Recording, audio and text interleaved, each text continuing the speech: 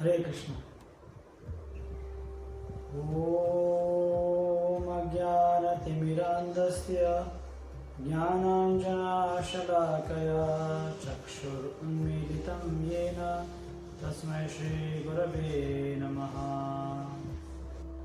The time, that is the Kaala Shakti, is also one of the potency of Lord Krishna. It is also his material manifestation of Krishna. Kaala Shakti is responsible for bringing the reactions of the karma performed by the jivas. Like the jivas, whatever they perform karma, the reaction is brought to them by the Kaala Shakti, because Kaala is driving. Because the function of Kaala Shakti, the time is, it is continuously moving, it is continuously changing. It changes everything in this world. That's why this complete material creation or material world undergoes continuous changes, that is creation, maintenance and destruction. So this continuous change is brought out by the Kaala Shakti, that is the time, energy of the Lord. Like whatever is fresh today gets deteriorated by some time. Like the flowers which are blooming, which are blossoming, becomes dry the next day. The food we cook in this world becomes stale after some time. But this all effects are caused by the Kaala Shakti. The Kaala Shakti makes people who are young into aged, and those who are aged, they will leave the body, they will go to graveyard, and they will go to next body. So this is how the Kaala Shakti changes everything in this world. So this Kaala Shakti, in combined with the karma, brings happiness and distress in one's life. And it brings two people together, and it is the responsible for having the relationship between them, and after some time it is the one which separates them in this world.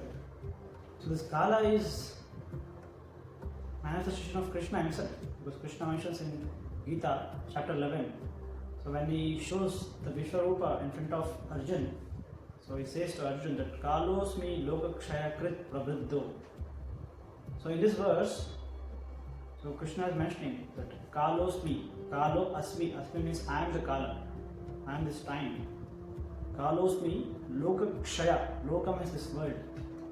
Kshaya krit, kshaya means to destroy, to deteriorate, to annihilate.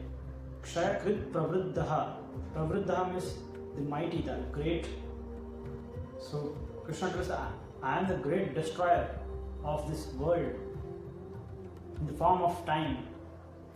For those who are in the sinful side and those who are following the irreligion, means they are going against those very scriptures and creating sin, and is responsible for spreading of irreligion in this society. That's why Krishna tells in the Vishwarupa, when he shows the Vishwarupa to Arjun, that you don't have to worry, Arjun, because I myself am destroying this whole Kaurava party except you Pandavas, because this is my duty to come again and again when there is a burden on this earth. So you just have to become an instrument. This is what Krishna tells to Arjun. In this material world, the time is relative. Relative in the sense, for the varieties of living beings, so the time is different for different entities. Like the 100 years for the human beings is not the same 100 years for the other higher or the lower living entities. Like we see the flies and the mosquitoes, their lifespan is only 1 day of our 1 day. But for them it is like 100 years. That's what is the relativity. And it is mentioned that the Devatas, the demigods in the Svargaloka, for them, one day is nothing but 6 months year. That is, one day in Svargaloka, that is in heavenly planets, is equals to 6 months on this earthly planet, that is on the Bhuloka. So this is how the time is relative. And further, it is mentioned that for Brahmaloka, if it just passes 1 second, 1 moment in Brahmaloka, then the 1 year has passed in this earthly planet, in this Bhuloka. Krishna mentions the measurements of time according to the Brahma's lifespan in chapter 8 of Bhagavadgita. So it mentions that Sahasra Yuga Paryantam Ahar Yad Brahmano Vidho Ratrim Yuga Sahasrantam Teho Ratra Vidho Janaha. So Krishna is saying Sahasra Yuga Paryantam. Sahasra year means 1000. Sahasra Yuga. Yuga means 1 Yuga. Here Krishna is mentioning about the Chatur Yuga or the Divya Yuga. So 1 Chatur Yuga is the 4 Yugas combined. That is Kali Yuga, Dwapara Yuga, Treta Yuga and Satya Yuga. 4 Yugas combined makes 1 Chatur Yuga or 1 Divya Yuga. So this is what is mentioning in this verse. Sahasra Yuga Paryantam Ahar Yad Brahmano Vidu. Ahar means the day. That is, day means the morning to evening, that is 12 hours. Sunrise to sunset. So Ahar Yad Brahmano. Yad means this Brahma. When the time is calculated according to the Bhuloka, that is earthly planets. So for us, when we pass 1000 yugas, I already mentioned 1 yuga is nothing but 1 Chatur Yuga. So 1000 yugas, when we pass, that is nothing but we have passed 1 day of Brahma. So that is nothing but Brahma passes is 1 day. Ahar Yad Brahmano Vidu. Then Ratri Yuga Sahasrantam, again for Brahma's 1 night, that is from his night, from his sunset to next day sunrise, 12 hours, is nothing but, according to earthly calculation, again thousands of yugas. Ratri Yuga Sahasrantam Teho Ratri Vido Jana. Those who are knowers of the truth, they know this is the relation between the time on earth and time on the Satyaloka, that is Brahmaloka. So one may feel that Brahma has so long lifespan, that is, his 1 day is thousands of yugas on this earthly planet. So then there are 365 days in Brahma's year, and he has such 100 years in his lifespan, so it is so long. But still, in the point of eternity, this again looks like a small moment. So this is how the time is relative. Though the time lifespan for the Brahma may appear so long, but still for Brahma it is just 100 years. It's just like how we feel our 100 years in our life. The same way Brahma feels is 100 years. So further Krishna mentions that how at every night of Brahma there is a partial devastation in this material universe. The partial devastation means the few planetary systems from below the hellish planets and including the Bhuloka, Bhuarloka. So all these planetary systems, they undergo some devastation. Devastation is nothing but annihilation, pralaya. So due to this pralaya, all the living entities, they again go to the unmanifested state. Unmanifested form means, so they will not receive the gross body and they will be in the inactive mode till the day of Brahma starts again. So Krishna mentions Bhutagramam sa evayam bhutva bhutva pradiyate ratyagamaha vasha partha prabhavatyahara. So here Krishna is mentioning Bhutagrama sa eva ayam. Bhutagrama is the aggregate of all living entities. The whole population of the living entities in this world, that is from the Bhuarloka till the Patala Loka, they come at one place and they will become like inactive mode. They will not have any gross body, and even subtle body is in inactive mode. It is all be merged into the chitta. So then they will be inactive till the next day, because the whole night of Brahma is like devastation of this universe. This is a partial devastation. So that's what Krishna is mentioning. Bhuta grama sa evayam bhutva bhutva pradiyate. Bhutva means again and again they get manifested, and again they get into the unmanifested, that is in devastation period. Bhutva pradiyate. Pradiyate means the pradaya. Bhutva means again and again they take birth, that is they manifest. And when again the next day of Brahma arises, that's what Krishna mentions. Ratri agamaha vasha partha. Ratri means the night. Ratri agamaha vasha partha. Avashaha means forcefully, because of their karma.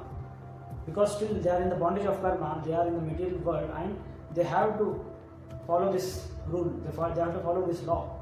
That is, when the night of Brahma comes, they again go to the inactive mode, that is unmanifest mode. Then prabhavati aharagama. Prabhavat means they again get manifestation when the day of the Brahma starts. So this is how every day of Brahma there is devastation in the night and creation and manifestation in the morning when the day starts. So this is how the time keeps changing everything, and the living entities are continuously undergoing this change, and they are manifested sometimes and they are unmanifested sometimes, till the time they are freed from the bondage of karma and they come out of this material world. The time we have in this human form of life is very special, and this is the only wealth we have, because rest all things can be again earned and purchased or again be accumulated, like wealth and everything else. But the time, once it slips away from our hands, we cannot get it back. So regarding this, there is a story in Srimad Bhagavatam of Katvanga Maharaj. So this king was very powerful on this earth, Katvanga Maharaj.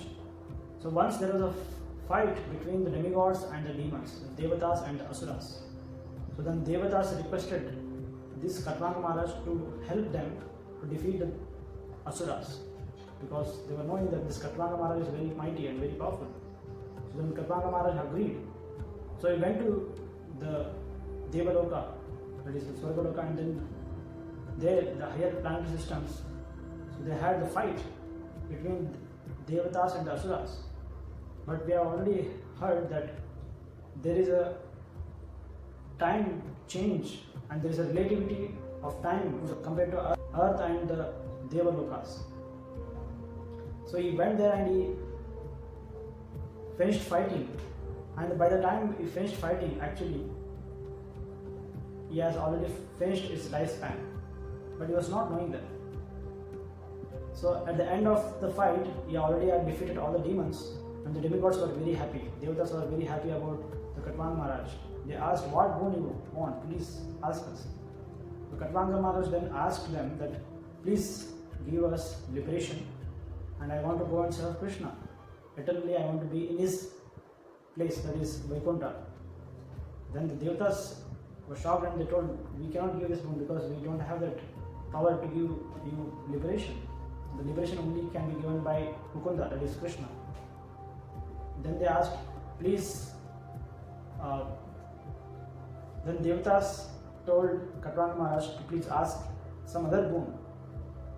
Then Katvanga Maharaj asked him, "Please, can you tell me when is my death going to appear?" Then Devatas, they had the higher sense, because of which they could immediately understand when is his death going to come. Then they informed that your death is going to come within few moments, within 24 minutes. Then the Katvanga Maharaj requested Devatas that please take me back to the Bhuloka and to this Bharatavarsha, because this Bharatavarsha is such a holy place, there is such a pious place. This is a place of tapasya, this is a place of devotion, bhakti. So Katvanga Maharaj requested them to please take me back to this Bhuloka. Then the Devatas took him back to the Bhuloka, but by the time, already after the time was passed, and only 12 minutes was remaining. And within that 12 minutes, he just fixed his mind completely on the lotus feet of Krishna.